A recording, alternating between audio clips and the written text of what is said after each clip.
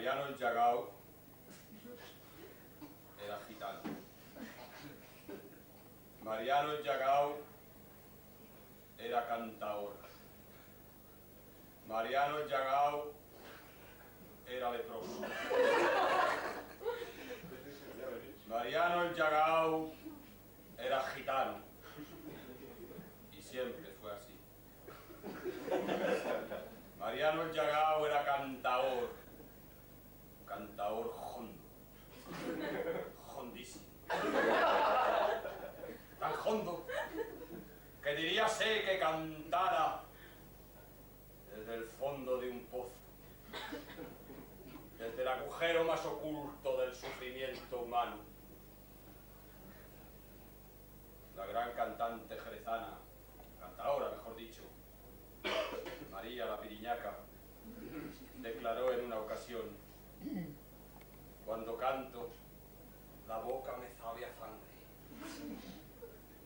Mariano el Llagao, después de cada recital, cuando volvía solo a su triste guarida, a su infecta faulda, se decía entre sí: he cantado y la boca me ha sabido a carroña. Mariano el Llagao era cantaor hondo, pero no siempre fue así. Mariano el Llagao, antaño, se anunciaban los tablaos flamencos en los cafés cantantes como Querubín de Cai. Era cantaor de Cai, de alegrías, mirabrás, caracoles, tanguillos, cantiñas, y lo suyo era Cádiz, la bahía, los esteros, el puerto, el sol, el aire transparente. Querubín de Cai. Querubín, querubín, decían las hordas de turistas nipones que acudían para nada a aplaudir su arte. Querubín de Cai comenzó cantando para atrás, pero era tal su pintorería, su garbo, que los entendidos le consagraron pronto, y los inteligentes le obligaron a cantar pa'lante, y ya no volvió a pearse de aquel burro. Siempre cantó pa'lante y se anunció en solitario. Querubín de Cai. Mariano el Llagao era leproso. No siempre fue así. Cuando él se anunciaba como Querubín de Cai, con sus ricitos rubios, gozaba de carnes prietas y saludables. Sin embargo, fue él, cuando pasó a ser Mariano el Llagao, el que creó, y no digo escribió porque Mariano el Llagao era analfabeto. Lo poco que sabía escribir Querubín de Cai, Mariano el Llagao lo olvidó muy pronto. Fue él quien creó aquellos versos tan bonitos que dicen: ay, que la carne de mi cuerpo a cachito me se cae.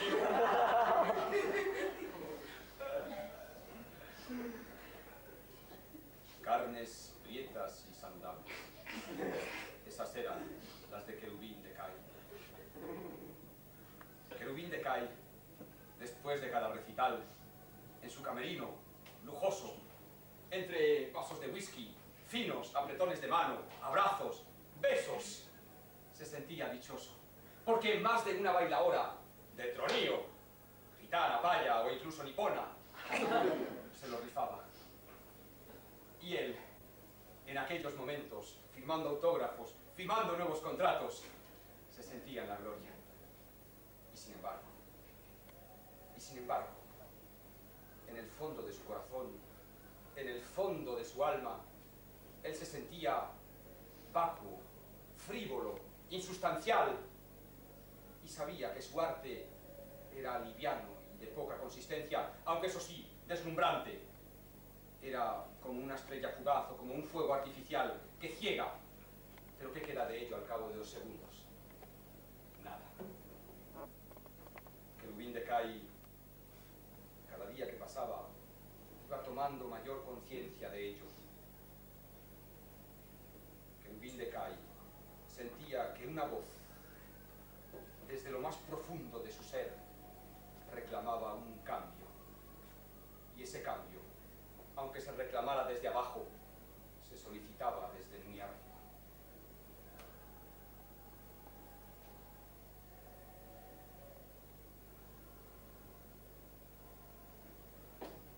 En una ocasión, un compromiso artístico, un nuevo contacto, llevó a Querubín de Cay hasta la ciudad de Sevilla, la capital del sur ideal de España. Allí contempló con pasmo, con horror, con admiración, todo ello junto, la talla del Nazareno, señor de los gitanos, y del cachorro de Triana.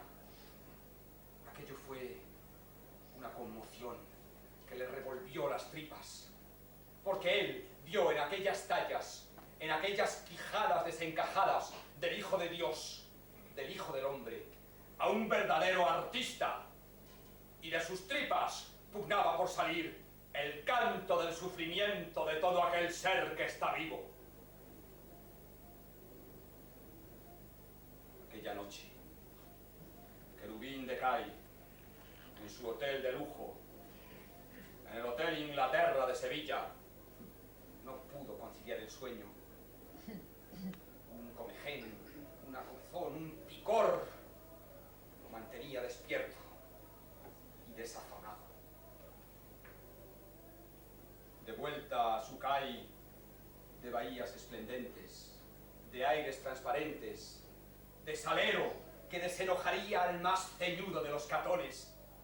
De vuelta a su Cay, donde los gaditanos dicen a las gaditanas: niña, ¿a cómo vendes el kilo?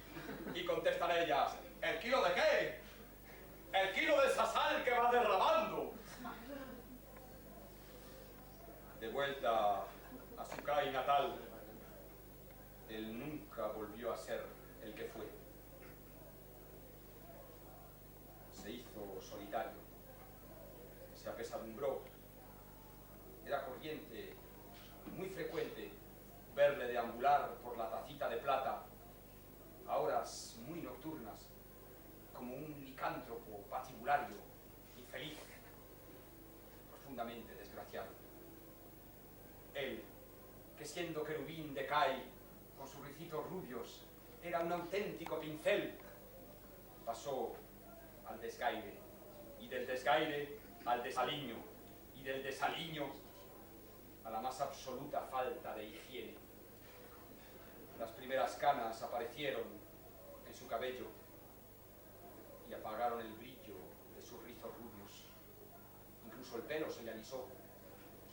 Las primeras arrugas, profundas como surcos de besana, le arañaron, le estropearon el cutis de la piel. Su voz cambió también, se enronqueció. ¿Qué fue de aquel falsete grácil, de aquel falsete de la escuela de don Antonio Chacón? Aquellos que eran más la expresión del placer que la del dolor.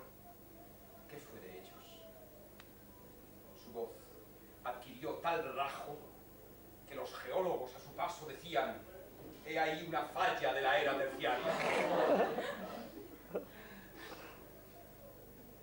Querubín de Cay dejó de cantar. Porque, yo os pregunto, desde que volvió de Sevilla, ¿cantaba realmente Querubín de Cay? ¡No! Querubín de Cay mugía, rugía, gañía, barritaba, reburdeaba, ladraba, maullaba, rebuznaba incluso. No cantaba, pero dolía. Querubín de Cay sentía que necesitaba un público nuevo, un estilo nuevo, unos palos nuevos, algo que expresara ese nuevo ser que pugnaba por salir a la superficie de una piel que se iba cuarteando.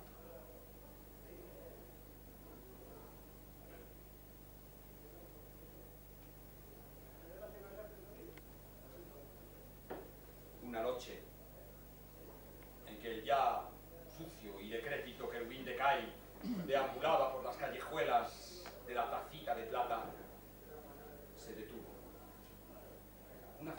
interior lo retenía y le obligaba a volver la vista atrás. Miró y la elevó.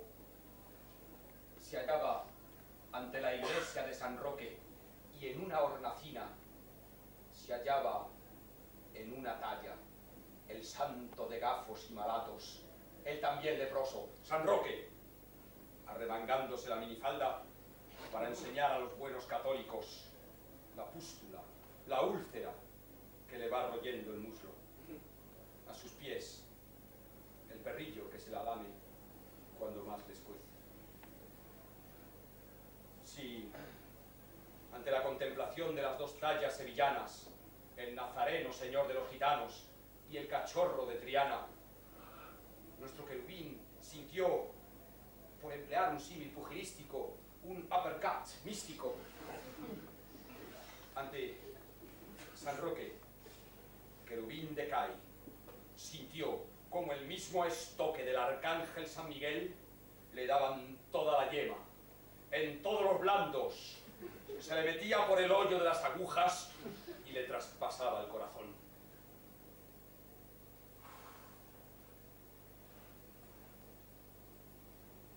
Uy, uy, ay, uy, como tengo yo a mi padre, uy, tuviera yo, uy, uy, a mi madre, uy, como tengo yo a mi padre, uy, andaría en tierra bañao, mendigando la libertad, pidiendo cachito de libertad, como tengo yo a mi padre, tuviera yo a mi madre.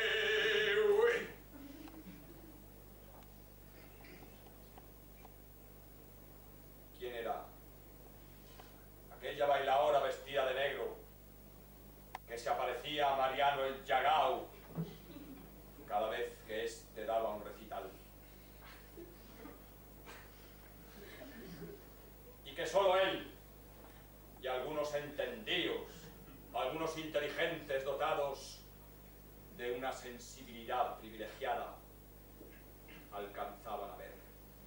Es la Macarena, decían unos. ¡No! Es Carmen Amaya rediviva. Pero Mariano el Llagao sabía que aquella bailaora negra era la muerte. Porque aquella noche, ante San Roque, cuando él volvió a lo que ya no era una casa, sino lo que era una zahurda, una auténtica guarida infecta, él sintió que sus carnes temblaban, que sus carnes poco a poco se le desgajaban, y que en el mismo lugar en que el bueno de San Roque ostentaba su pústula, él sentía un picor que se lo comía. Mariano el Llagao había encontrado su camino, el cante grande, el cante gitano, a pelo, a pecho descubierto, sin tocador, el martinete, la debla, la toná, la carcelera, la saeta, la seguidilla gitana. Mariano el Llagao ya ni siquiera recordaba que otrora hubiera sido querubín de Cai. Mariano el Llagao alimentaba sus llagas, sus pústulas, con amor de artista, con profesionalidad. Incluso se llegó a decir de él que antes de cada recital, con un cepillo, surgaba cada una de las llagas para sufrir más y para que su canto doliera más al respetable. Mariano el Llagao sentía como todo su cuerpo, como todas sus carnes se iban llenando de llagas. Tantas fueron, tantas, que al final se juntaron